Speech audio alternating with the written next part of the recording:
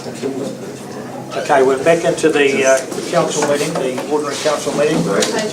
We have no late items. Page 7, confirmation of the minutes of the council meeting held on October 25, 2023. Somebody prepared to move their true and correct record. Moving Councillor Lenning, seconded Councillor Johnson. Is there any discussion? No, Gary O'Connor wasn't here.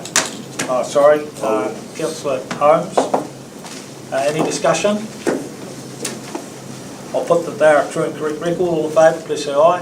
Aye. Against? Aye. Page 17, confirmation of minutes of the council meeting held on November 29. Could I have a move that they're a true and correct record? Moved by Councillor Johnson, seconded by Councillor Bowyer. Any discussion? All in favour, please say aye. Aye. Against? Carried. Page 25, confirmation of minutes of the Revenue and Financing Policy hearing meeting on November 24th. Somebody's moved that's a true and correct record. Moved Councillor Bowyer, seconded Councillor Lennox. Any discussion? Put the motion. All in favour, please say aye. Aye. Against? Minutes of the Audit and Risk meeting, November 15. I will point out, I will take this as read, but I will point out on page 36 there is a recommendation that goes with this. So if we are supporting these minutes, we are taking that recommendation in. I'm prepared to move. Is there a seconder? Can you just point out the recommendation? Yeah, just recommendation, sorry.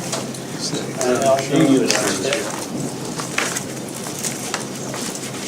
Recommends that you... Recommends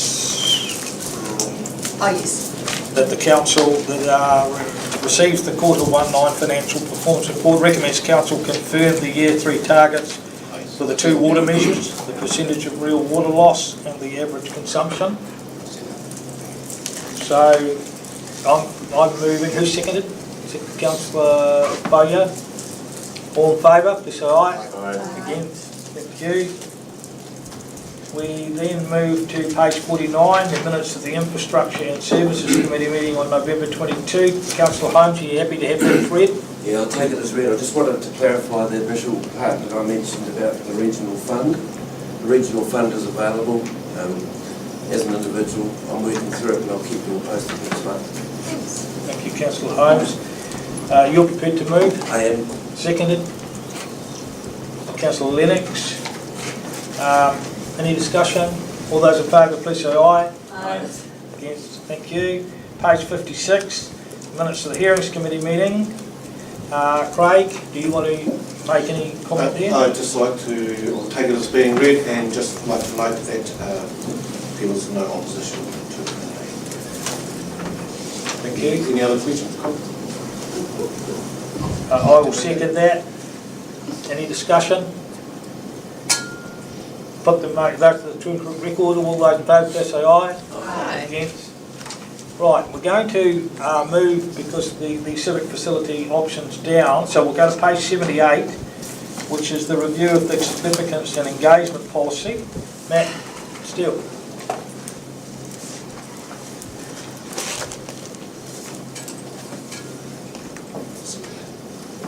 Yeah, so just here to talk about the review of the significance engagement policy. We'll take the report as read. Just a couple of things I wanted to highlight. So from the desktop review, our policy is in line with the policy of other councils in the country. It also goes further than a lot of other councils.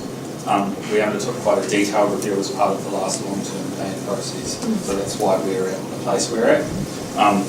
From the desktop review this time, with no key drivers for change, one of the things we flagged up is some of the central government changes with things around the RMA, etc., might impact significance engagement policy. Obviously, with a lot of those things being rolled back, those wouldn't be having an impact now, and we will just have to wait and see about what fills the gaps and the impacts they might have on our significance engagement policy. So we'll just keep a watching brief on that, and if anything comes up, we will look to take that forward. And the thing about this policy is it sets the parameters for our significance engagement approach, particularly how we engage with the community on different issues.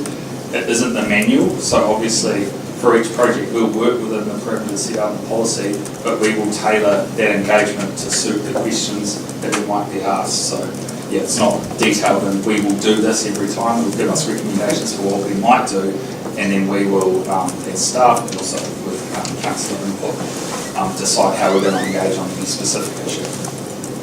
Thank you. Any questions for Matt? Now, I'm going to make a ruling for this meeting that you don't have to stand. You can sit right through this meeting if you wish. So, any questions? Councillor Goodman? So when was the significant engagement policy last reviewed? As part of the last long-term planning process, so it's 2020, 2021. Okay, and the only, I've got to ask it, in the 2021 deliberations, they agreed to that big staff rise, and it was never put into the LTP budgets over for us. How did that get past this policy? Because it was a significant increase of $1 million or $2 a year over those 3 years, but it wasn't in there. It was a decision of the previous chief executive. And it's a decision of But the question is, how did it get past this? Yes, It the was- chief executive and the mayor may well have not wanted it in there, I know. It's not relevant to the discussion. But how did the auditor not? It's not relevant to the discussion. And it was adopted by the council in terms of annual plans and budgets each year. So it's not a chief executive decision. The budgets were adopted by the council in those years. Numbers. Okay, could we move forward, please? Do we have any further questions? Is somebody prepared to move the recommendations on page 78? Thank you, Councillor Johnson. Somebody second? Councillor Helena. Any further discussion? Put the motion, all in favour, please say aye. Aye. Against? Carried, thank you.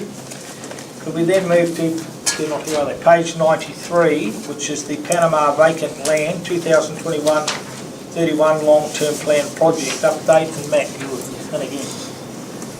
Yeah, so I'll take the report as read.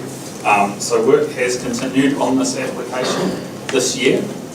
We haven't come back with an update because we have been hamstrung by the process with Crown Law. It has been slower than was expected and advised due to challenges that they're facing.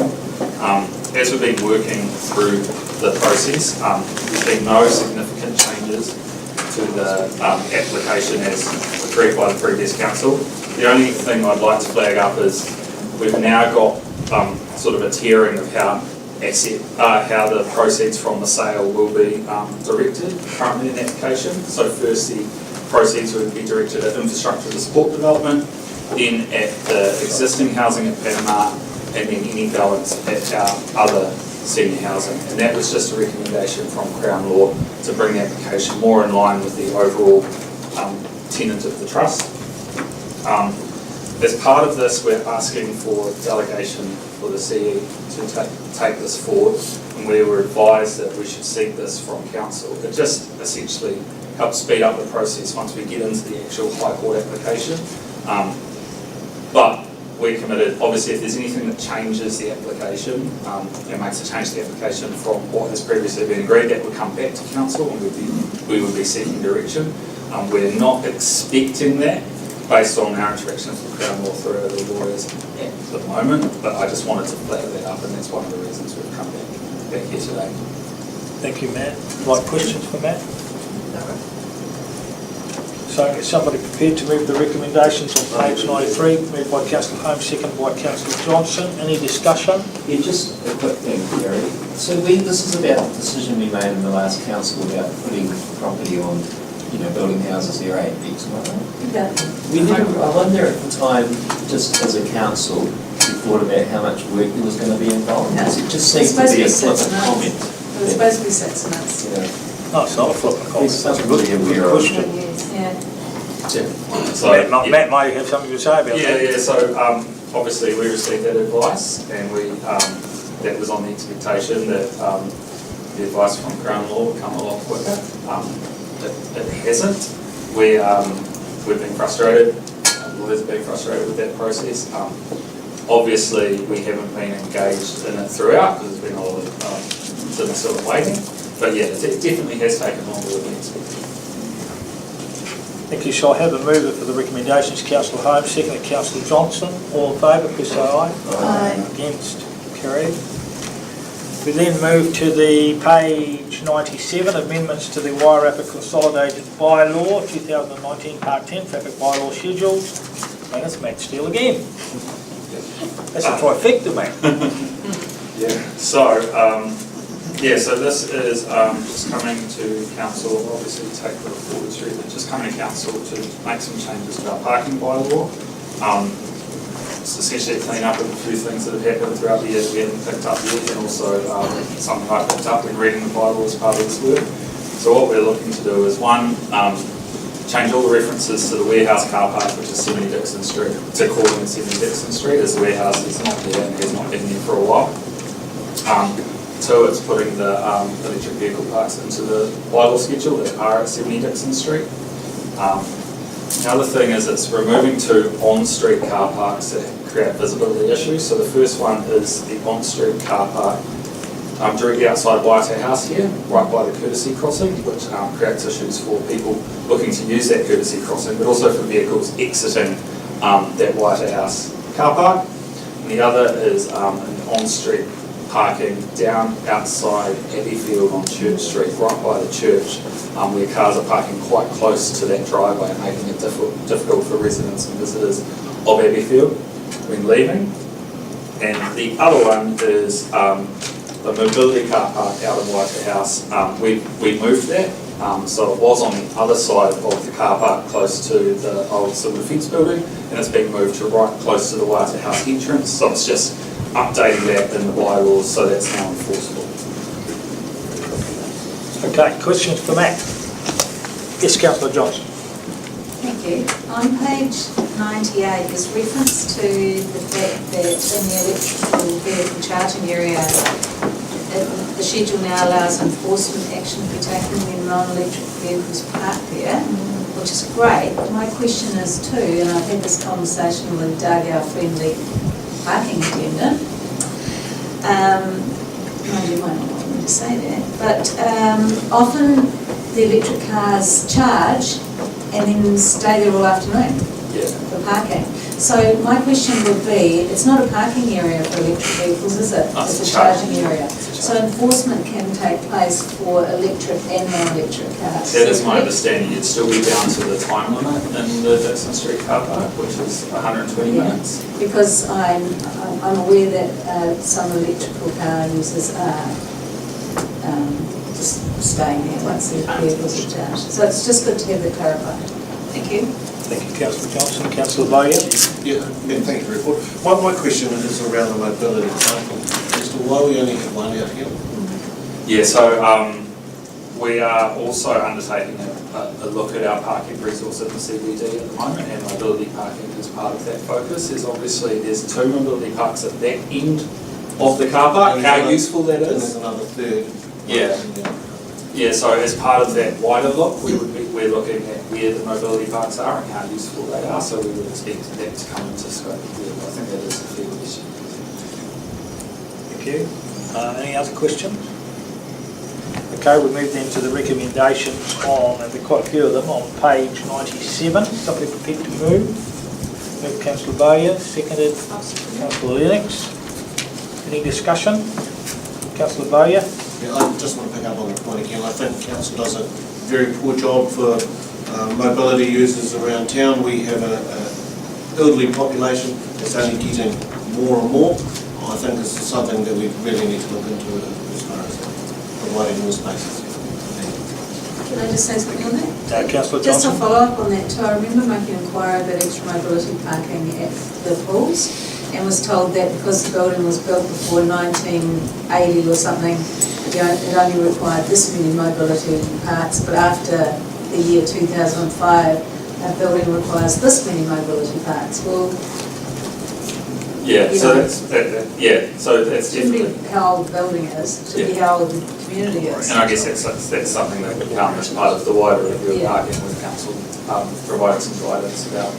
Well, I support the comment, I think we need to be more generous with our mobility access. The car park down here is very skinny. Okay, we've got the recommendations moved by Councillor Bowes. Next, all in favour, please say aye.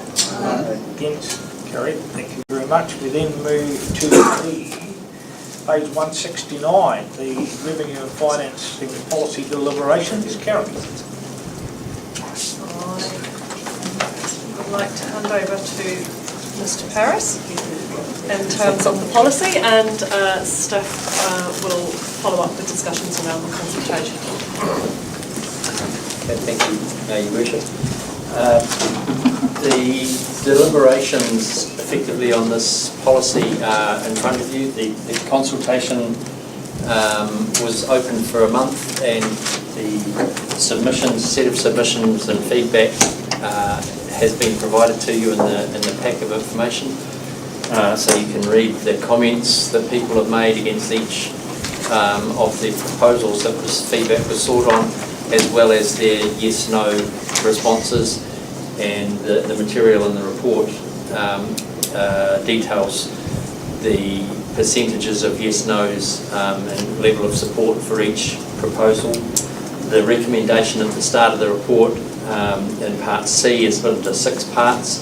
So we're asking you to either confirm or not confirm each of the proposals that was put to the in the consultation material, and from all of the work that the council's done up till now in considering the policy changes and review of the policy, you'll be very familiar with those aspects. But I'll just remind you, there's the change to animal control is the second one. 85-15 split to a 70-30 split of user or dog fees versus ratepayer funding. The choice to support or not support that is in the resolution. The change to the allocation of community development activity costs as a capital value rate, moving that to a targeted uniform charge. The change to the funding split of the subsidised roading program has been 31% urban, 69% rural, looking to move that to 30% urban, 70% rural. And the change in the water and wastewater services, moving the uniform charge portion to 30% from 25%. And the other parts, capital value rate from 30 to 25 to 30%. And the last one was that the allocation of population, where the activities of council, the costs of council are split based on population. We recognise the population growth in urban has been more than rural, so moving that to a 79% urban, 21% rural. And the last one is around storm damage, where the allocation of the costs to fund the storm damage was proposed at 90% rural, 10% urban. And we've included some options in the report around potentially not going with that based on the feedback from submissions. So I'll hand over to Stephanie and to give us a rundown of the results of the submissions. Cool. So they're in the paper, but I just highlight some of the key results. So overall, majority of proposals were supported by submitters. I think the two that included a bit of discussion around was the animal control services proposal. So the proposal was to increase the share funded by the community. There was 62.5% opposed that proposal or favoured the status quo for that one there. And some of the commentary around that was, that dog ownership is a choice, or do we advance the wider community view of that. So in the paper we've included some discussion mainly around the factors that drove the proposal in the first place. Some of those things around affordability, comparability with other councils, our actual funding split that's being achieved. And we've also included a little bit around potential undesired consequences if you don't choose to proceed with the proposal, just so that you're aware of the impacts there. So we ask that you just take those into consideration as well as the feedback when you deliberate on those. The other was the storm damage proposal. I think it was a pretty even split between those that supported and did not support. I think there was 27 that supported, 27 that didn't, and 5 were unsure, something along those lines. So as David mentioned, having considered some of the feedback, and some of that was around, I think, the use of urban rapid on those roads, the access, the availability, and the support that the rural sector provides, kind of the economic climate environment for the rural sector at present. So some of those sort of comments came through. So having sort of taken on feedback, we have included another option there for you, potentially if you wanted to align that to the rural, to the subsidised roads, but obviously BRT. So yeah, I guess we just ask you to consider the feedback and the commentary that we've provided around those, mainly those 2 proposals, and discuss them during deliberations. The next steps will be that the proposed changes will be incorporated into the policy, and then the final policy will be adopted not until next year as part of the RTP process. So no adoption of the policy itself yet. Thank you. Right, questions, just questions, not discussion.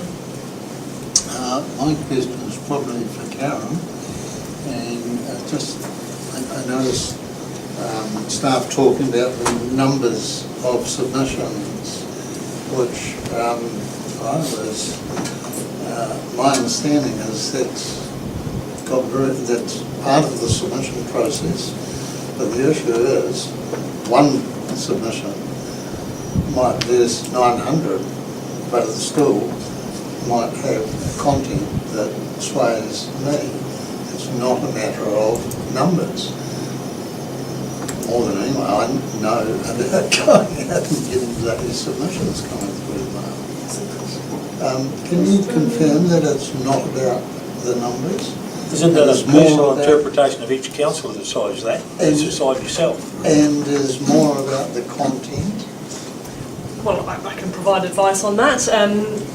Clearly that we have a number of people who have taken the time and they've made the effort, who have views that they want you to take into account, so taking into account their views. Numbers, it isn't a numbers game, and we say having some consultation is not necessarily delegating decision making, which it would be if you are saying, we will only go with what people are coming back to us with their comments. So you have to take into account the views of people that we are made aware of. That's a requirement under the Local Government Act. Like I say, people have made the effort to communicate what those views are to you, as well as taking into account officer advice and your own personal views around the policy. So yes, it's not just a numbers game. There are a number of other matters for you to take into consideration. Thank you. Councillor Johnson. My question is, with recommendations under C, are you going to go through them? Yes, I'm going to go through them all individually. Right. And we raise our hand. When we get to the discussion. Yeah. But they're going to be done individually, not... Yeah. Thank you. Any, yes, Councillor Helena? Thanks, Stephen, for that feedback. Do we have any data on rural road use around what proportion? And I might have asked this before, but I think the answer is no, we don't. But on the proportion of urban users of rural roads and rural users of urban roads and the frequency of use. Not that I know. And so, No. Any further questions? Okay, we will now go to the recommendations on page 169. And what I'm going to do, I'll go through them individually and we'll get a mover and second for each. A being the notes that council have been provided with a full set of missions. That's an easy one. I'll move that. Seconded Councillor Lennox. All those in favour? Aye. Number 2, notes the community feedback. I'll move that again. Councillor Lennox will second it. All those in favour? Aye. Right, now we get to, first of all, maximise user fees wherever possible. Any discussion on that? I just wouldn't have thought that needed to be a recommendation, to be honest. Well, it's there. Are you Yeah, prepared to but move I it? mean, it's a statement, isn't it? It's not, Yep, You'll move? I just It's a wonder, policy position. Okay. okay. I just Thank wonder you. if we change wherever possible to wherever reasonable. So do we do that all the time? Yeah. Maximise Possibly use of reasonable funds? does sound. Reasonable is probably. Well, reasonable is is an interpretation, isn't it? So, Possible is. I think in the consultation document we said feasible and appropriate. So Because maybe, So it's not maybe- always maybe feasible. appropriate. do we need to have the same wording then than what we? I think we were capturing this, trying to capture, but we can have whatever wording you would choose. Appropriate might be the best one. Maximise user fees whenever appropriate. It's feasible and appropriate. Yeah, feasible and appropriate. Okay, you're moving that, Councillor Lennox? Yeah, sure. Thank you. I'll Second, second. Councillor Goodwin. Any discussion? All in favour, please say aye. Aye. Thank you. Right, change the funding split for animal control services from 85 to 15 to 70 to 30. No. I'm totally in favour of this, but Can we have a discussion about it? yeah, we'll have a discussion. Can We I, are having a discussion about it right now. Oh, can I so we're going to move move first. that we go, that we stay at 85-15? And the reason I'm moving that, the most powerful submission that influenced me was the SPCA figures for the average cost of owning a dog was $2,000 a year. I'm sure the small ones and big ones, but at the end of the day, the dog registration versus the total cost of running a dog is, I thought, very reasonable. So you're moving, So I'm moving, it stays 85-15 and looking for a second. seconder? I'm going to second that it stays at 85% user, 15% community, because in the consultation document, what I read is that most people found that the dog user should be paying. And I'm a dog user myself, and I'm happy to pay. I'm not a dog user. Any further discussion on that? I must say that I'm absolutely against that. I think that it shows in the report, if you read the report, and a number of comments in this report, it shows exactly why we decided to bring it down in the first place. But anyway, I didn't expect to get a lot of support on this because it's never gone through council before. So I will certainly vote against it, but that has been moved by Councillor Goodwin, seconded by Councillor Lennox, that we have 85-15. Any further discussion? Councillor? Yeah, I initially was in favour of the 85-15, but after reading some of the stuff in the space, I think there's a community good that we manage our animals well and our dogs well. And it seems to me that the good dog owners who get registered and follow all the rules are being penalised for a small few. And I guess just like policing, we pay our taxes for policing to keep us safe. We all sort of pay that same proportion, education and so forth. So, yeah, I would like to support those good dog owners by making that more of a, everybody pays a bit more. Thank you, Councillor Lana. Any further discussion? If that makes sense. No further discussion. I'm going to put the motion that the animal control services be 85-15. All those in favour, please say aye. Aye. Against? Against. Again, you? Hands up high. Against. So this is the 85-15? 85-15, if you could put your hand up, please. 2, 3. Against? So it stays at 70-30. Is that the way we do it? Thank you. 70-30 it is. Number 3, change the allocation. Is that right, Harry, that we don't need to put another motion? I think it would be clearer if we Put that motion, actually Okay, go back to the original. somebody prepared to move the motion, it'd be 70-30 then, of those who Councillor Johnson, seconded Councillor Bowyer. All those in favour, please say aye. Aye. Against?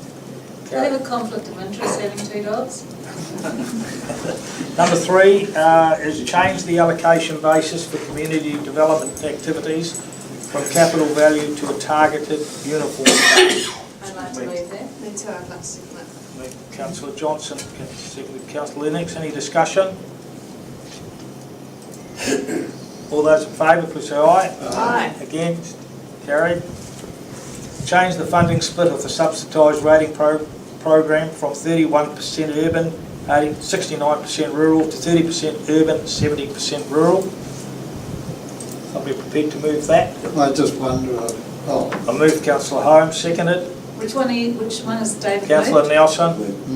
Discussion? I just Councillor wonder Goodwin. with our generosity to small sector of Tanui, whether Okay. we're trying to make it. Point of order. Yeah. We've now got a mover, Councillor Holmes, seconded Councillor Nelson. Any discussion? All those in favour, please say aye. Aye. Against? Carried.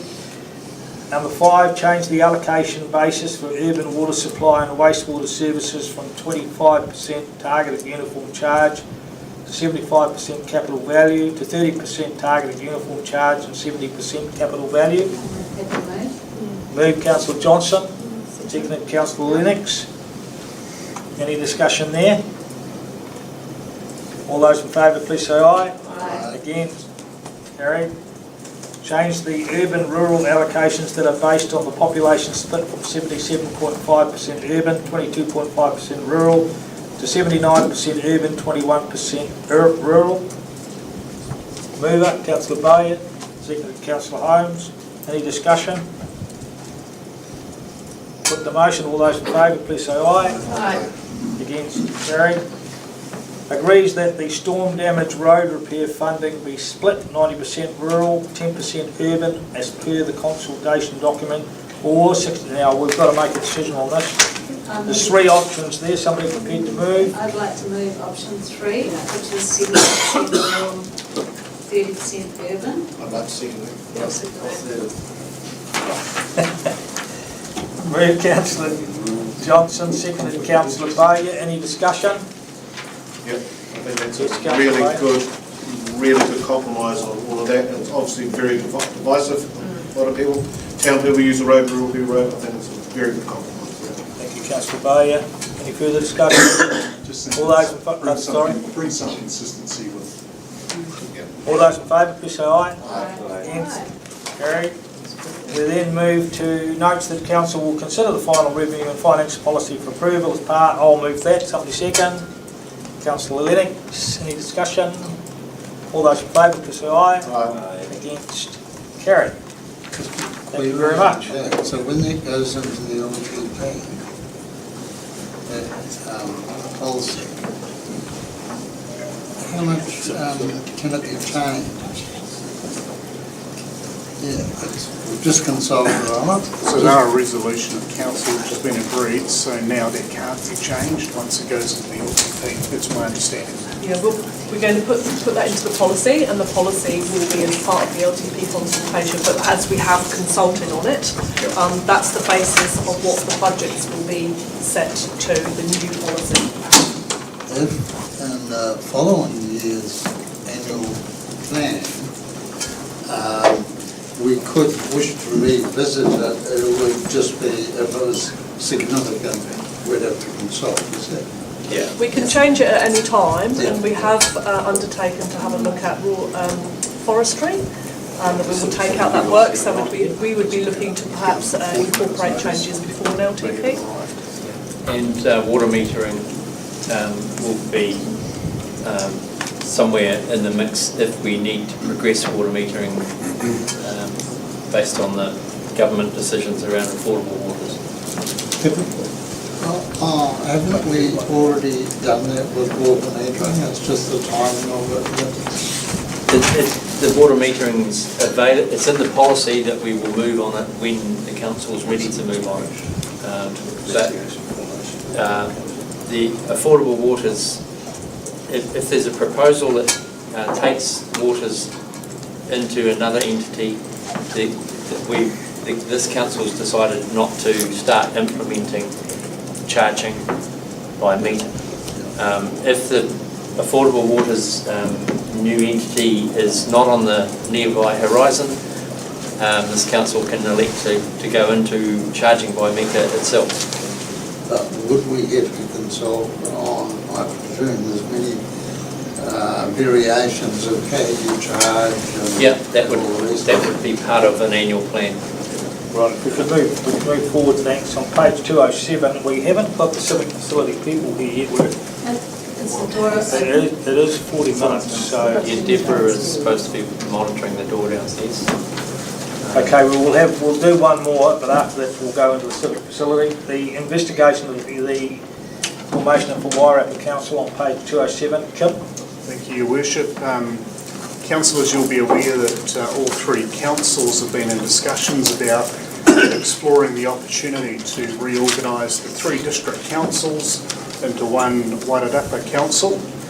Recently, Masterton and Carterton councils met with the Local Government Commission to discuss the legislative process and the next steps the councils need to consider.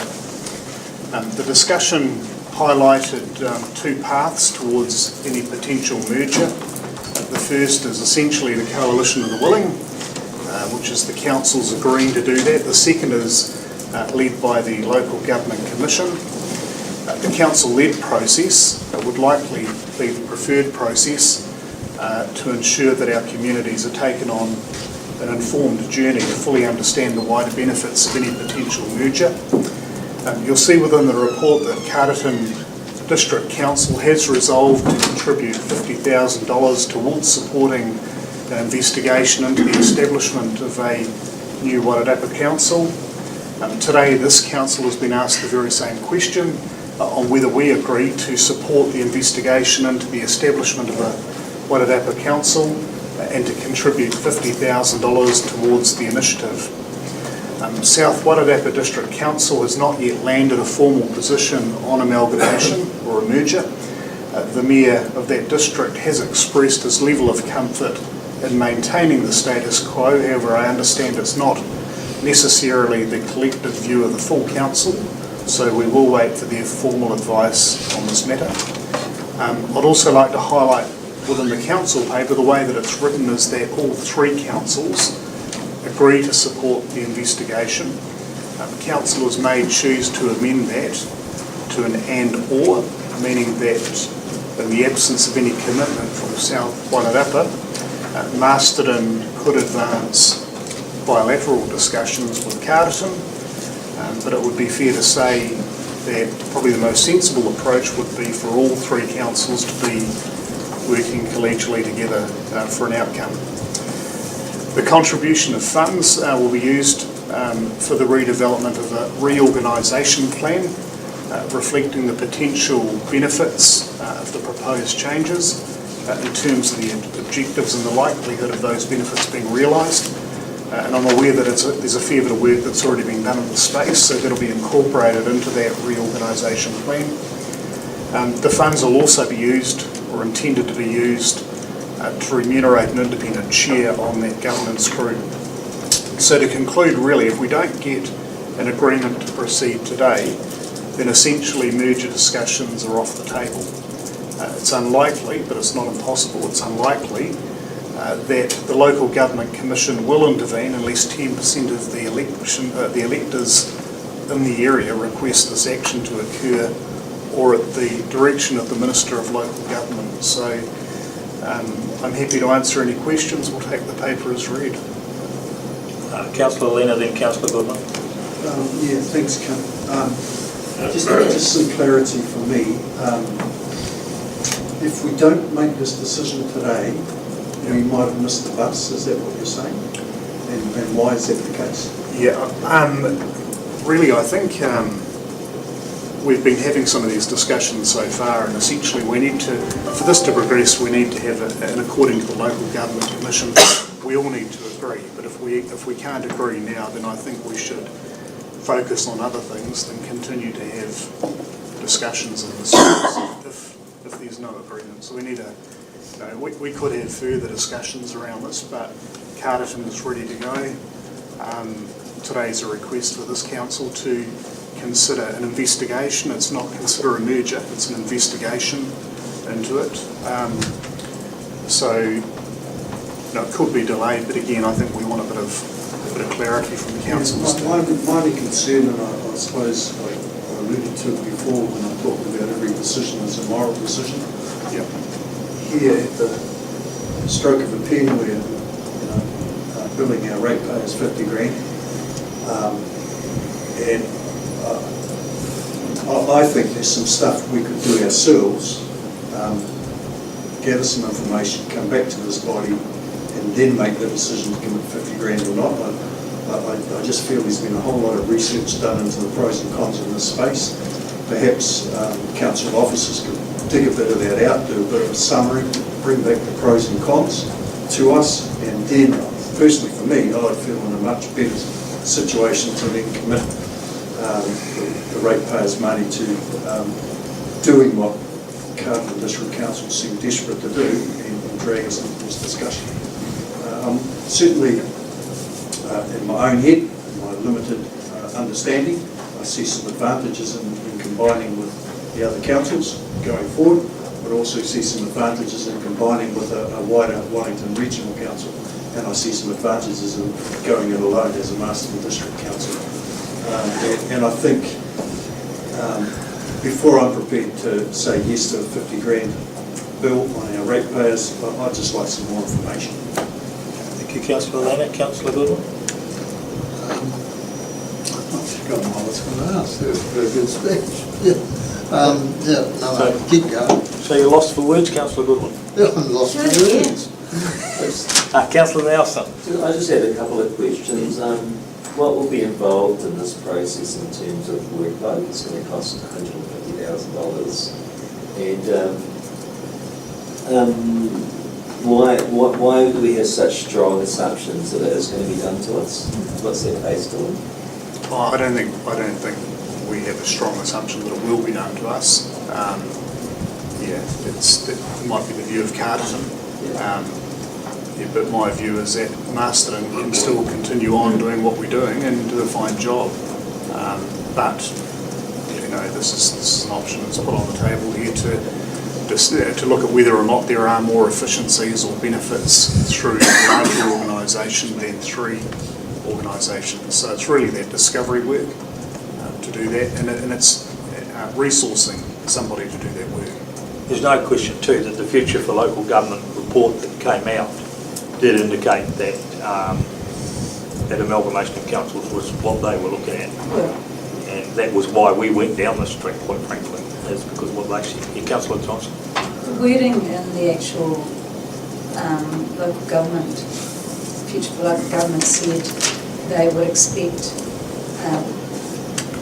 councils and neighbours to work closer together. So I don't interpret that as amalgamation. I perhaps interpret that as looking for opportunities for shared services or buying advantages. But the question I have, and I'll just work up to it, is that last week at the combined council meeting, Carterton was very strong and adamant and said, come to the table if you want to merge, don't come to the table and waste our time. So my interpretation of that is a predetermined outcome. We're sitting around this table because we're going to merge. Well, I don't want to sit around a table with a predetermined outcome. So that's the first thing. The second thing, because if you turn up, you're saying we're on board. The second thing is, further to Tom's question, Craig and I have had three meetings with Carterton and South Roper talking about this. We've got all the information from the previous amalgamation debate, which lists the pros and cons, which really hasn't changed, but it was really great reading to go over it again, so we can send that to you. And so, to my mind, if we're going to the table, there's no predetermined outcome that we're working towards. We have to discuss what are the pros and cons and benefits for Masterton ratepayers, what are the pitfalls, but I'm of I support the statement you just made, which is I support just boxing on, not 50k of our ratepayers' money when we've just been going through our. So what you're doing, Councillor Johnson, is basically supporting Councillor Lena's idea of us looking at it from our point of view Yeah, first. even if we had a council workshop early in the new year, which went through that information from the last debate, I think that would be really helpful. I found it helpful going over it again. You know, because everybody thinks if you come together you're going to save money. You know, you might have some efficiencies and you might have a louder voice and you might be able to have more of a regional focus. So those things are probably all true. But that one's possibly not. So if we move from the recommendation, if we say receive the report, and then we simply say that we ask officers to organise a workshop early in the new year at which this could be discussed. I mean, what does everyone else think? Are you happy with that? Yep. Yeah, Councillor Goodwin? I suppose I just, I can't remember where everyone was, but I know that Better Wairarapa group, just as long as every group's information is to some extent pulled together, because we're going to have very different views on unitary versus keeping Greater Wellington and stuff like that, and I would hate to see an unobjective. Well, if we're in the workshop, we can discuss all those things. So somebody's prepared to move that, one, we receive the report, second, we ask officers to look at organising a workshop early in the new year at which this whole question will be discussed. Moved Councillor Lena, seconded Councillor Johnson. All those in favour, please say aye. Against on our process. Will they be able to dig up that information and get it out to us? Okay, we're now going to move, the people who haven't arrived for the civic facility, we're going to move into it, those have had their opportunity. So, on page 62, the civic facility options for the 2023-2034 long-term plans and next steps, and Laura and Lisa. Oh, yeah. All right. What page are we on?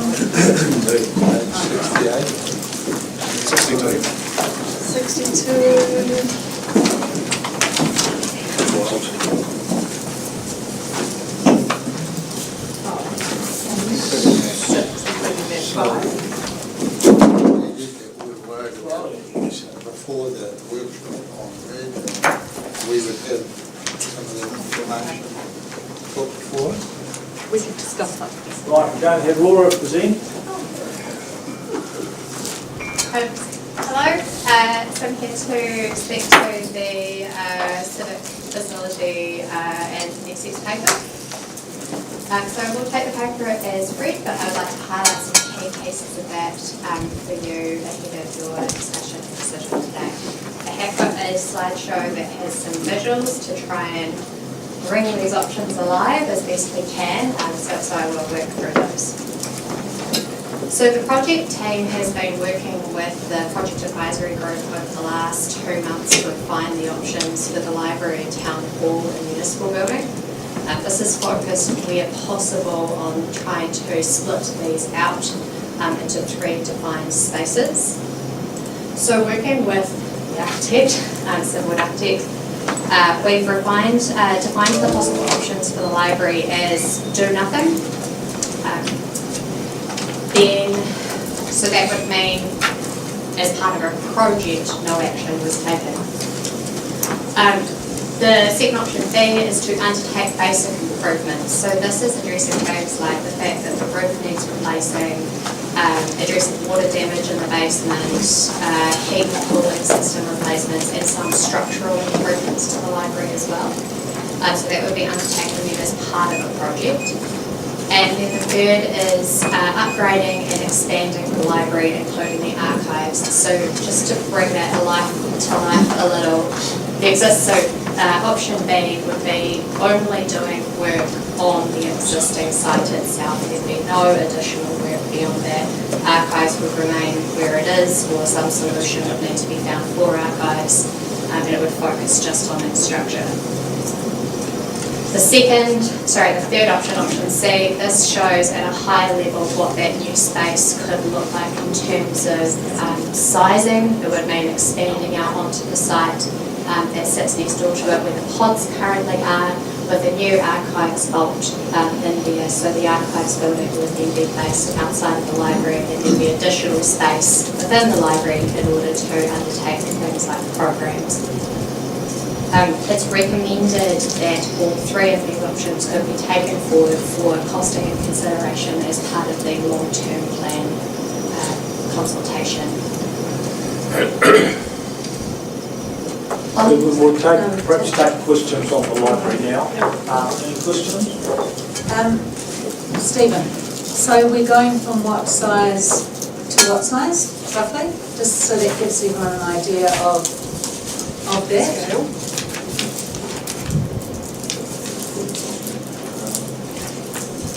And then my second question was going to be, could you just cover really quickly what features would be in the expanded library space? Sure. Is everyone cool with that? Yeah. Yeah, I can't quote you the exact areas today, but we're over doubling the usable area of the facility. Yeah, and that's because we're pulling in the archive into this facility. And maybe you could just talk to what ideas you've got so that people can get an idea of what will be in there. Yeah, so the facilities that are incorporated into the new proposed design includes a interactive classroom library space. It largely retains the existing collection as it is. It provides new ground floor staff facility spaces, which are currently in quite a problematic location, being on the upstairs mezzanine floor. It provides staff space for the archive as well, so they share, library and archive will share staff, amenities and facilities and office space. And of course it also includes the primary archive vault, and together with the processing and back of house facilities for the archive. And then upstairs? So upstairs we've got a children's program area, which is a room which is acoustically separated from the remainder of the library, and it also has the children's collection. So that's on the existing mezzanine floor area. And to resolve accessibility to the mezzanine, it includes a new personnel lift, so a lift for people rather than just goods. I think it's worth noting that these designs that have been worked up are based on sizing requirements and needs indicated by the library. How exactly they would be delivered as part of a project would need to be worked through. Yeah. Okay, any further questions? Any questions on the library? I note under priorities it has a place to get a coffee, something to eat, kiosk. Are we in the business of selling coffee, or is this something else that we're going to branch into? So that was an indication, not that council would sell coffee, more that a kiosk space could be provided for within the library through which a vendor could sell coffee or food at the library. Tiffany can probably talk to this better, but some work done on libraries across the country show that having a place to get something to eat and something to drink significantly increases the length of time that people will spend in the library and increases its usability. I don't know if there's anything you wanted to add there. That pretty much summarizes it, but across New Zealand and across Australia, there hasn't really been any libraries built in the last 15 years. Jesse, if you want to come, you've got to come up if you want to come here, right? Bring a chair with you. So libraries built throughout New Zealand and Australia and around the world are implementing the cafe in there. You do get, the libraries today have become more of a social space. They've become a place where people come and as a community space. Having the cafe in there, it drives people to the space. It does extend time in libraries, so other libraries around the country notice a dramatic increase in the time spent in libraries. There's some local Wellington libraries that The average dwell time in the library is over 2 hours, and that's attributed to the fact that people can come study, they can grab a cup of coffee, some food, rather than going out and then having to come back. Parent groups meet all the time in libraries that have cafes so that they can go to story time and then grab a cup of coffee with other mom groups. It's really a social space that the library encompasses now, and having a cafe in New Zealand where their coffee culture is very prevalent. But it's not run by council, correct? It's not run by council. I just wanted to clarify. Yeah, so it'd be the opportunity for. It's an enabler. It's a revenue opportunity. Yeah. For an existing business, maybe. Like Coronation Hall. We could make a profit on it. So it'd be the opportunity for another company to prepare food off-site, so we wouldn't have a kitchen in the new library space. It'd be all prepared off-site, brought in, and another company would be running that. So you see it was kind of, especially in the Wairarapa, you see, like at Moore Wilson's, they have, butcher the name, the offerings there, but it's also in Greytown. So it's just an opportunity for other businesses to come in and run that, and provide our customers Well, with you don't what they talk want. about the council doing it. I've been to a number of things there where I just happen to be speaking there, and the first thing people look at when they come to it is that they'll first of all look at coffee while they're listening to you. So I think we need to have a space. It's just that I think the council should be some coffee. No. Okay. It's an enabler. Yeah, let's keep going. And is it relevant that there are probably quite a few cafes very close to the library, which I would have thought is, as long as it will take people a while to learn that they can take their coffee in, but within spitting distance, there's quite a few. I don't want to build however many square metres it is to house this thing, they're all around it. Future. Anyway. Yeah, I do want to be clear that this is about taking these options forward for costing. No decisions are being made about what would be included necessarily, what wouldn't be included. It's simply about supporting the general approach so that we can take the full cost for consideration. Yeah, I think that has to be emphasised too in the town hall discussion. It's all about just taking options. Yeah, fair enough. Okay. So for the town hall, we have identified 4 options that are being considered by the project advisory group. So option D is really seen as the minimum or the lowest cost option that we can take forward, and that would be to demolish the town hall and the municipal building. It would address the fact that structural improvements need to be made to both those spaces whilst costing the least. The final 3 are build options. All of these options could retain the facade if that was the direction of council or the community. So option E would be to demolish the town hall and to build a new town hall and performance space and refurbish that municipal building for municipal building needs. Option F is to demolish the town hall and municipal buildings, build a new town hall performance space, and then build a new municipal building. So rather than refurbishing, we'd be demolishing the municipal building and building a new one in the space. And option G is to demolish the town hall and municipal buildings, build the new town hall performance space, and then expand Waiata House to meet the municipal building functions. So I appreciate this is a bit hard to visualise, but here is showing option E. So this would be a new town hall. The existing footprint is shown there of the municipal building site, which would need to be extensively refurbished in order to be fit for purpose to go forward.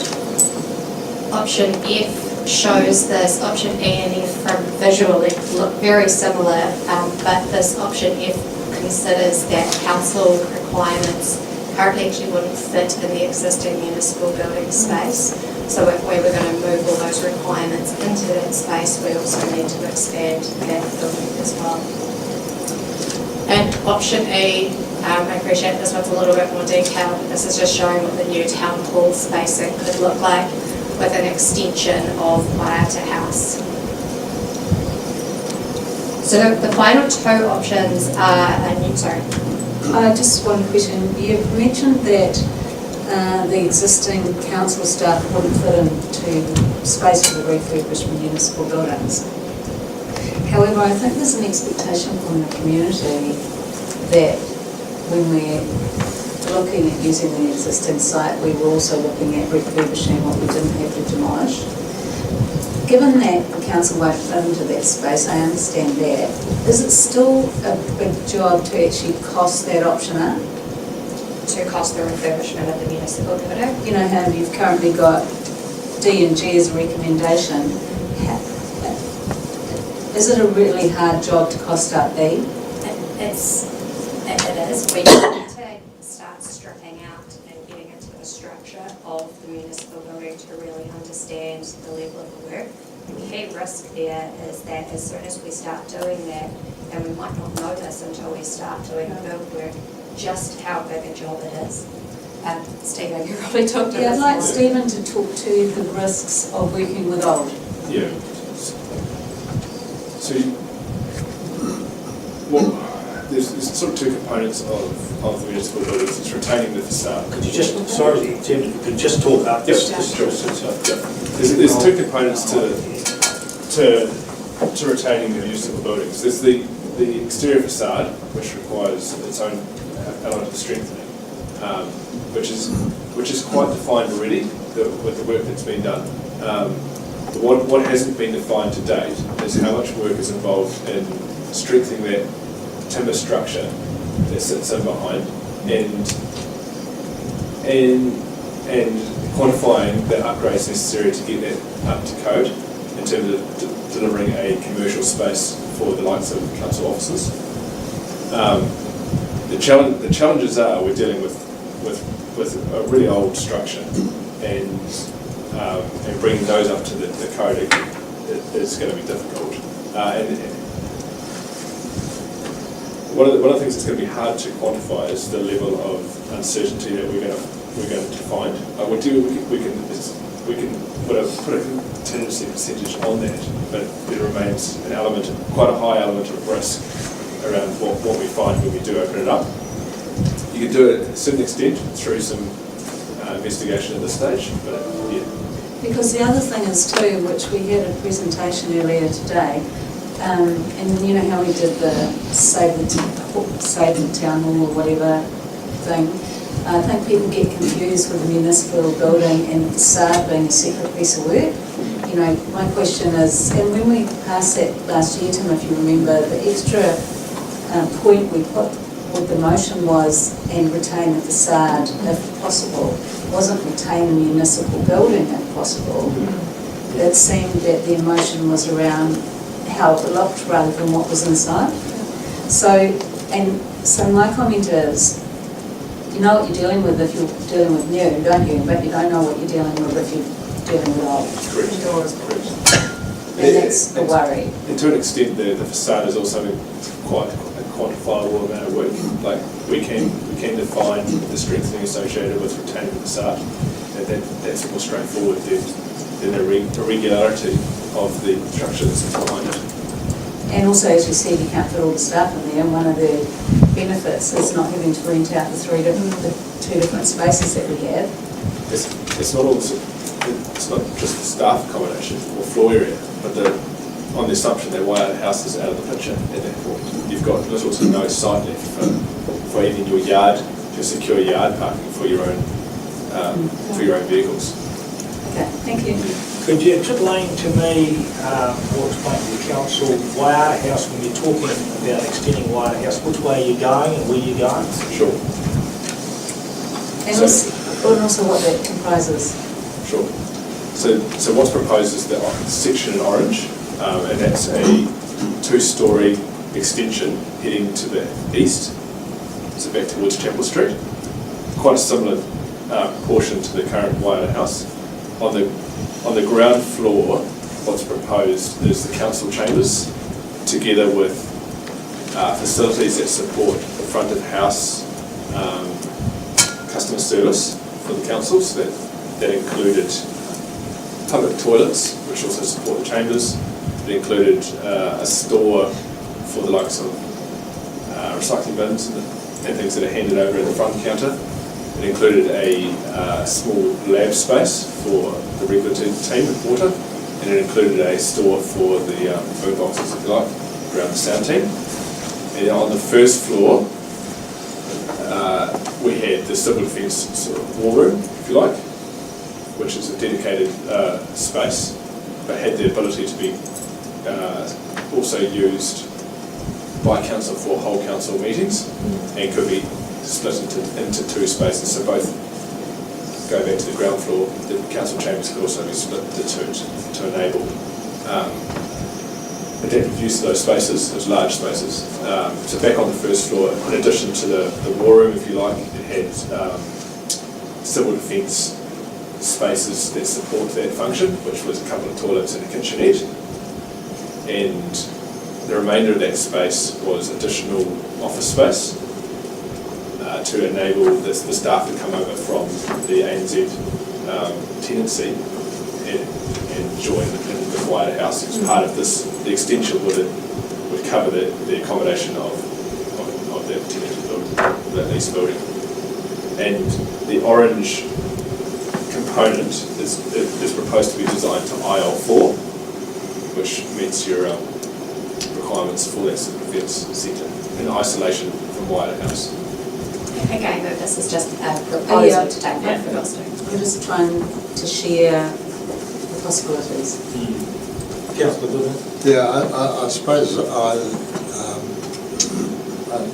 may have missed something, but this is one new building which we just got, and I'm hearing of expanding in ways like when I see our reception area, it's on this building, it's very poorly used to me, and I have no doubt that you could put quite a bit of customer service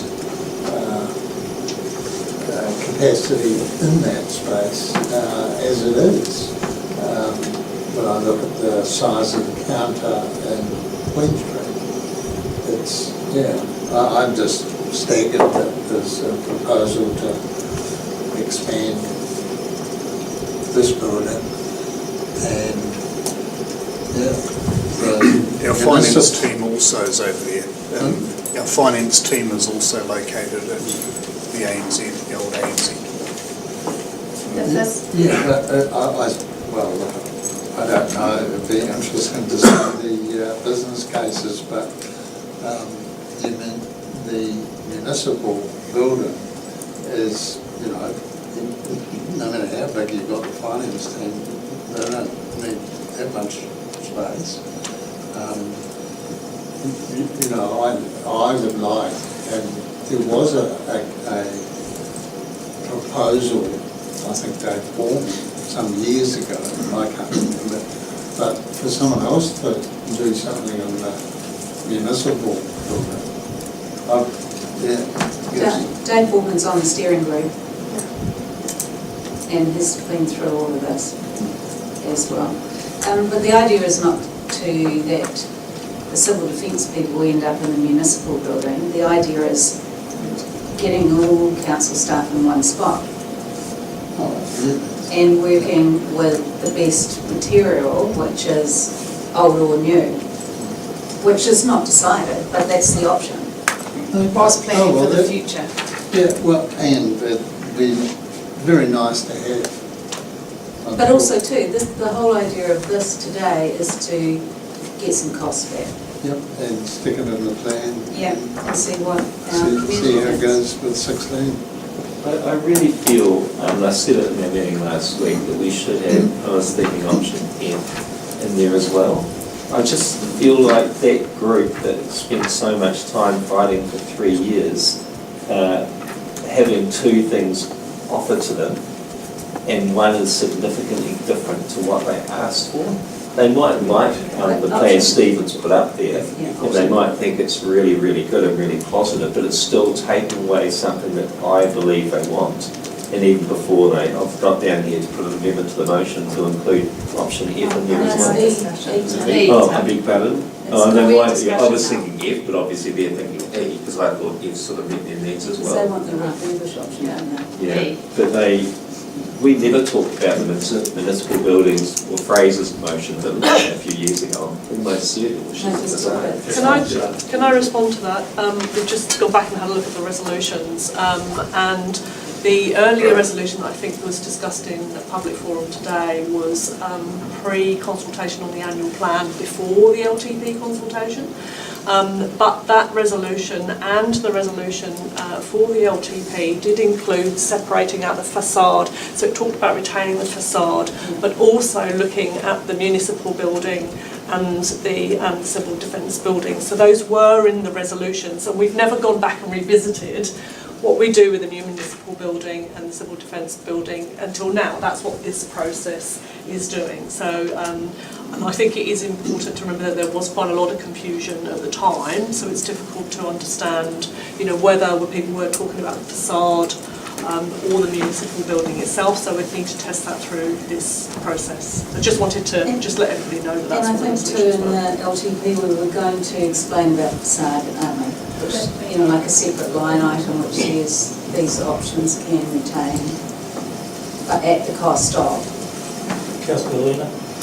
Yes, Stephen, just can you explain again, if we take out a municipal building and build a new town hall, we can retain the facade without too much extra drama. Correct. But that facade sort of fits around the municipal building at the moment, right? Correct. To take that out, we have to shape the new town hall to fit that facade. Correct. But that's not going to be hugely expensive. The cost associated with retaining the facade is near on the same sum for any option. Oh, yeah. And so moulding the town hall behind the existing facade is not difficult to do. It's in fact, it provides a much better opportunity for a functional town hall facility, because adding,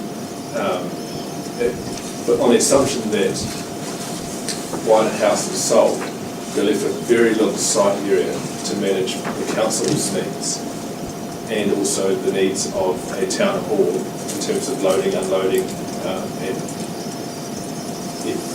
bus coach parking, that sort of thing as well. So it really eases that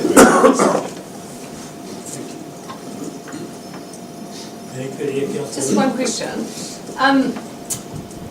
Is the square metre rate of refurbishing or renovating higher than building new as a general rule, do we not? So we've had some high-level costs that we've been rolling over the years that indicated about a $3 million difference between refurbishing versus building new. What we're indicating though is that that might not be there's so many risks associated with that number, because once you get in there you don't know what you're going to find, so the cost can escalate very, very quickly. That's why to cost out this option, what we need to make sure we've done is enough due diligence on the structure as much as we can, working with the demolition partner to understand all the risks involved. And the risk there is that we would be putting up a costed option that isn't a genuine cost, because we can't guarantee it. Yeah. Well, we can't guarantee it. Yeah. So my question following on from Tim's though is it possible or not to put in option E and have two options? I know that but is it possible? It is possible. It's a very, very tight time frame that we're looking at, and I am concerned about the quality of the numbers that we're getting. That we'd almost have to guess what we're getting. There'd be a lot of contingency and provisional sums. But it was such a divisive issue, and just to completely ignore it, to me, is going to again get the community off board with us. I really believe that. They will think that it's the option that's significantly different to what they're expecting, even though I think what Steve and James have done is very neat. But they should at least have the option to what they thought was going to happen, and we're taking it away from them. I actually think I agree that we actually are right. Yeah. Doing cross that up. Yeah. So could we, if we put option E in there, we can still make the long-term plan deadline? I would need to go away and assess exactly how we can get that time frame. With the appropriate quality information, that would be the best.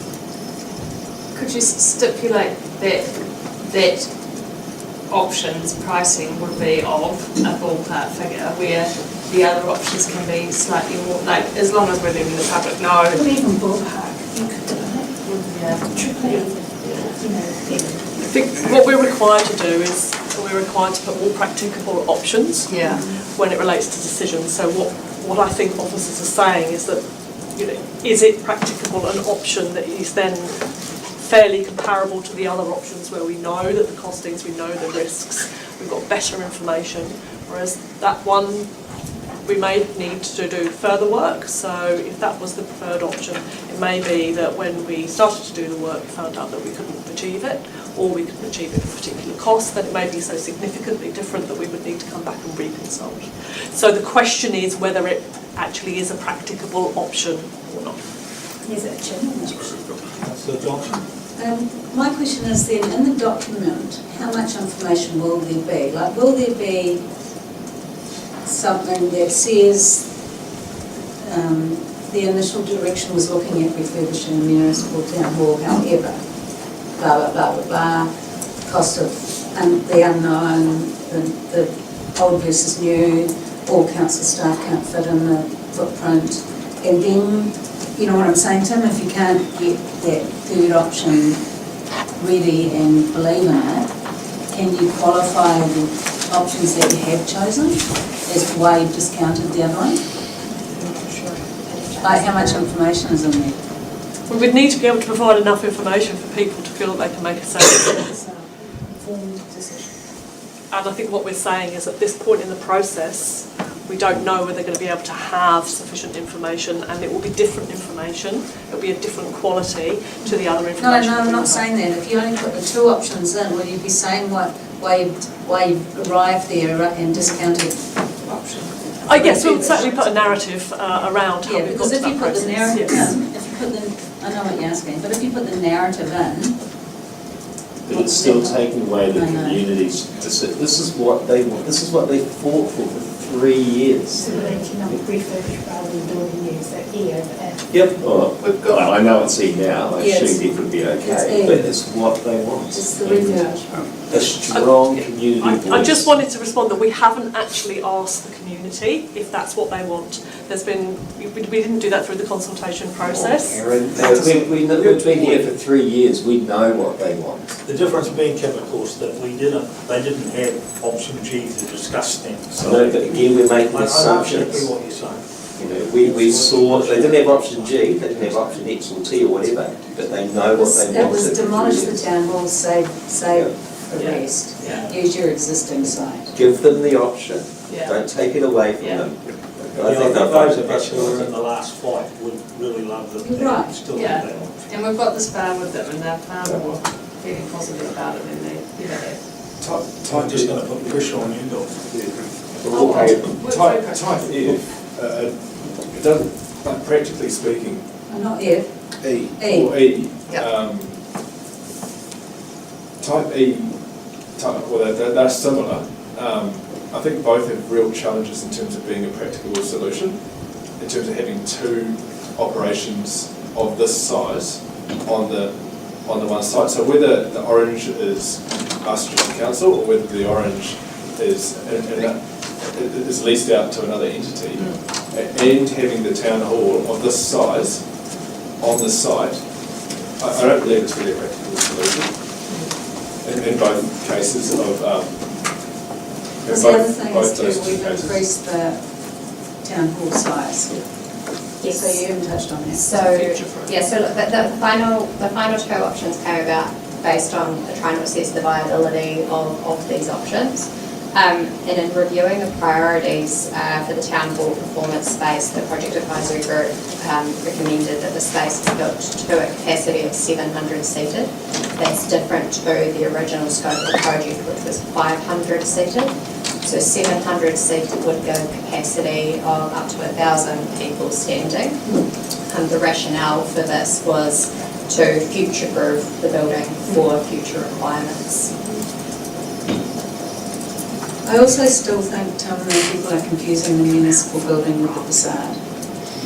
And if the two options say that the facade is to be retained with either option. Well, I'll put forward the motion anyway, we amend the motion and just see what happens. Okay, so sorry, yes. Yeah, well, I'm still puzzled about because it's new to me, selling this building, which from memory costs 3.8 million. 3 million. 3 million. Sell this, which costs us 3 million, and refurbish a building, which will cost probably 4 or 5 times that, to bring it up to a modern standard. It just sounds, am I missing something? It sounds nuts. Are we trying to spend money? Well, no. That's why this option is recommending that is not taking forward the costing. So the affordable solution, I think, really through some of the discussions with the steering group is to retain this building and to build an extension on it. To potentially, you could put finance up here in this space, and we have a public-facing area out to the side, and that way this building's already increased. I think it's worth about $8 or $9 million now. We bought it for $3 million, but I just sort of get flashbacks of the Wellington Town Hall, which is now $300 million because of a great passion to keep the heritage. And so my concern really is making sure that all the risks are really considered and that we go in with eyes wide open of what this is really going to cost, because when you peel back the layer, that's where all the dollar signs start flowing. So, however, that will it in here be clear that just retaining the facade and having, I presume an empty space behind it is practical to actually, I can't remember what the figures were, it's been going on for so many years. We're going to get it priced up through a QS, and that'll go into the long-term plan for the community to consider. Right. Where are we at? So can I put an amendment to the motion? We do need a motion so that we can get into the discussion. So if Tim puts his motion and it's agreed to, and then you come back in January and say we can't get accurate information together, where are we there then? Oh, you'll up the creek without a paddle? You won't go into that. Not personally, but Tim will be. I think to respond, we would have, hopefully we'll have the costings and good information around those two options, and then we'll just have to evaluate the information that we have relating to that option and whether that's sufficient information to So we go to the could, community. Tim could do his thing and it could be supported, and then we'd progress that work and then see where it lands. There will be resources obviously required to progress that option. Timing is really tight, like. It's still my choice, I wasn't on the council, I'm a legal representative, so I'll put the motion. Just can you say what it is before you put the motion Yeah, through? all I want to do is add E. So add E, demolish existing town hall, refurbish the municipal building, build a new town hall performance space on the same site. Basically what you're doing. D, E, and G. When you go to recommendations on page 62, the number 4, you're just adding an E. Agrees that options D, E and G. Yep. Go forward for LT. You're moving that, Tom? Yep. I'll second that. Seconded by Craig. That's the 4 recommendations, including the library we're putting here, all in one. Any further discussion? Yes, Councillor Bullen? Just a query that, given the numbers, the 16% we looked at earlier in the day, are we being practical? Are you going to walk out with a 22% rate rise? Hey Brent, all we're doing is talking about getting the costings for this for the LTP. So the community. I know. So I don't think we need to get distracted on another conversation. But if we're looking... Well, that conversation was in a workshop today, and it was looking at all options of levels of service and and a first cut. It's not the final, and it's not the figure that we'll be going out with. So it is quite irrelevant really to the decision that we're making right now. Except that the decision we're making now is To go to LTP. Yes, it is, I understand that, but it's going to add 4.5%, 6%. No, you're guessing, you don't know until Well, it's a vaguely educated guess. Let's just move It's to not going to be recommendations and we'll 26 worry bucks. about the affordability of it when it comes up. All right. And when the you go funding for it. comes Can Yeah. I just say that there will be additional costs associated with costing assumption? You would be aware of that. Yeah, it won't actually be. Okay, to make it clear, the recommendations are on page 62, 1 to 4. Move it, Tim, and with the 4 now being agrees that option D, E and G for the town hall. Tim's moved, Greg seconded, all in favour, please say aye. Against? Carried. And could I thank personally Laura, you, for all the work you've done on this. I know you're taking off for a while, but thank you so much for that, Stephen and Lisa. This has been a hell of a journey, and we know we've now put more work on you, but I'm sure you'll come up. All the best, Thank Laura. you. All the best, Well Laura. done. Yay. Name your baby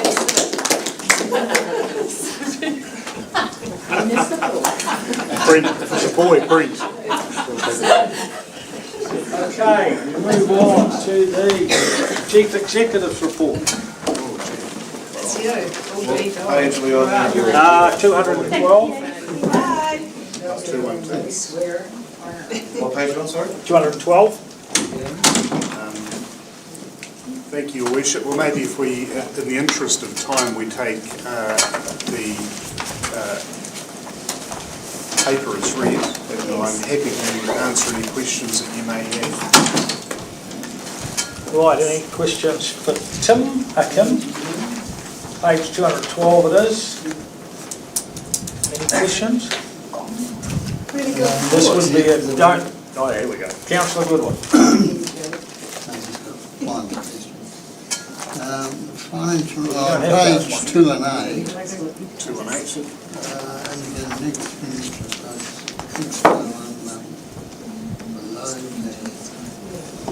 the airport, lease revenue increases have not been achieved. What's the hold up with getting some revenue out of that being place? It was explained through the audit and risk meetings and the revenue and financing policy discussions that the leases are tied up in terms of time periods, at least 2 years before each one can be reviewed, and some of them are 20-year leases. And the reviews can only be inflation related. So if we've set a lease in place, we can't double it, we can't triple it, we can't raise more revenue without leasing more spaces. Leasing more spaces means installing services, which means getting the master plan implemented, which we're working on. So the ambitious target for revenue in the budget was ambitious. We're clearly not going to get there. There's a number of lease sites who have said after their lease review, we don't want that much space anymore. We're going to reduce the square metres. We've got less revenue because of it, because we've agreed to that reduction in lease space. So I'm reporting in our financial report that we had a target of 170,000, I think, for lease revenue on the airport. We won't reach that by the end of the year.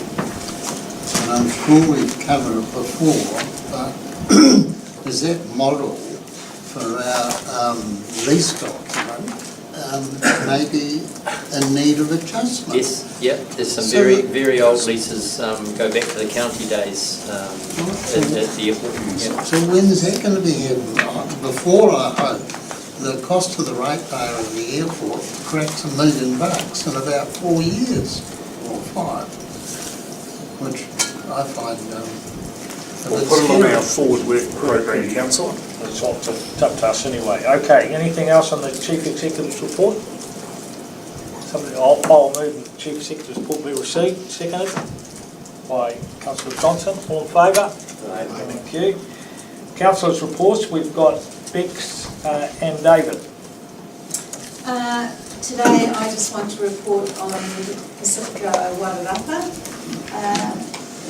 Two highlights. One is that once again this year the Trust gave $48,000 worth of education scholarships to a student from each, Pacifica student from each scholarship to go towards the cost for further tertiary education, which is really awesome. So one from each college, and the students from all around the region applied for the scholarships. Then they were interviewed by the board and selected one student from each college, and then the board did presentations at the prize givings. But you can imagine that $48,000 amongst 6 students goes a hell of a long way to help with their plans, and there were some aspiring students. And the second thing was, I mentioned at the last meeting that central government had decided to stop their funding for there's 3 community connectors in the region, which were started during COVID, which were working with agencies and families and support. And 2 were for iwi and 1 was for Pacifica. Labour government decided they'd finish that funding 3 months ago, and National Government has decided to extend it to 2025. So not 3 positions, but 2. So iwi still retain 1, and the Pacifica community retain the other, which is really, really exciting as well. So they're the 2 highlights. It's not getting a lot of publicity, is it, Keeks? It has or hasn't? No, it's not. Oh, no. It's a very positive thing by the new government. Oh, yeah, and positive thing. And they're a great bunch of people to work with. They're just flipping awesome. And they've been used as a case study nationally as the Pacifica Wairarapa Trust, and been studied by Victoria University on how they came together, how they're working and the different roles they're playing in the community, which is neat. It's great to be involved. And they're very appreciative of 3 council support. Can I ask a question? Yep. Have you got the names of the kids? You got those? I can get them for you then. Yes, please. Thank you. Yeah.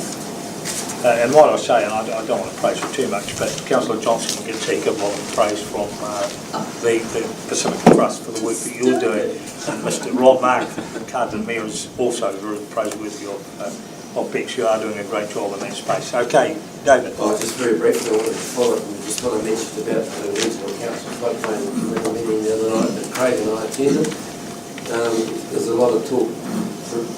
The river schemes have worked well for years, but now we've got a floodplain committee, and there's a bit of, and of course the rating system for regional councils across the whole area of Masterton, so there's just a bit of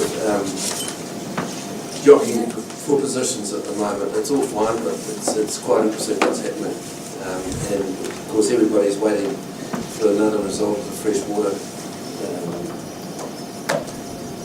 sort of coming through Parliament with the new government, so it's a waiting game, but I just want to report.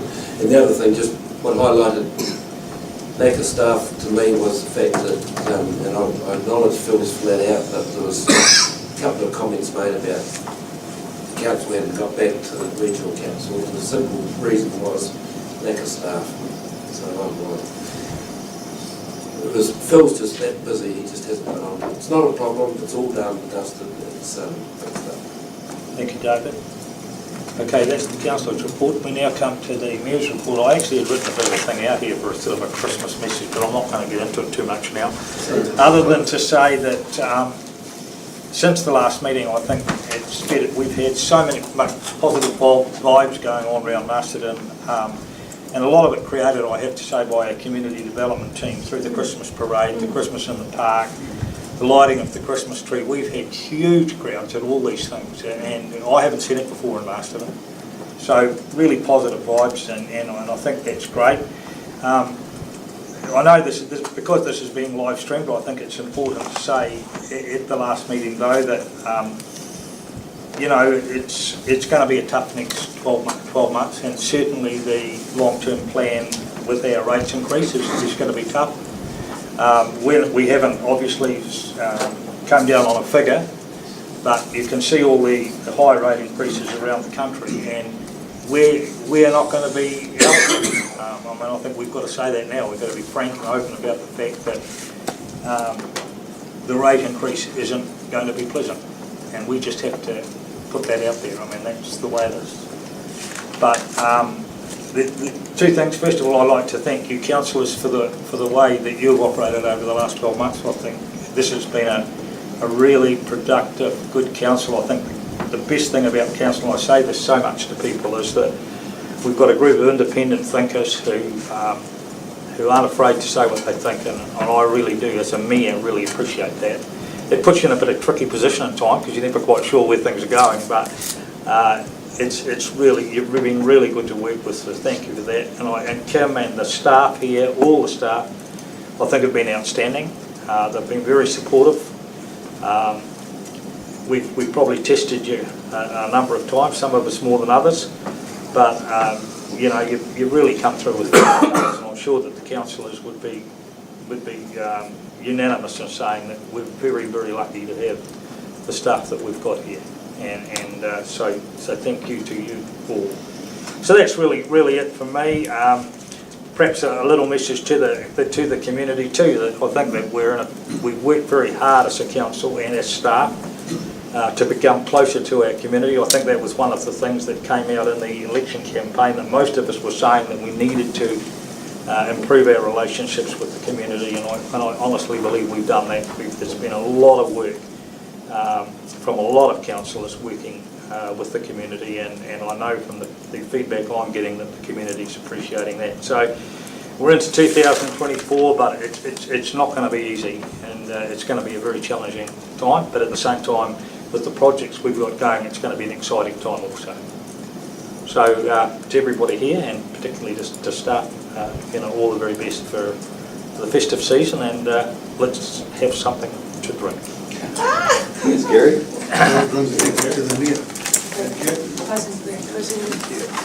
Okay, we have the closing karakia.